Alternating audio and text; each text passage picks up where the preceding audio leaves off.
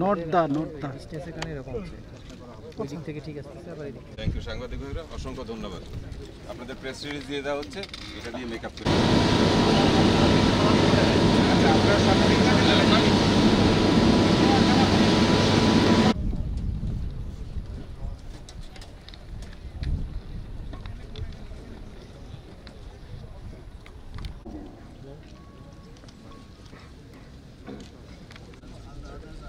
শুরু করেন।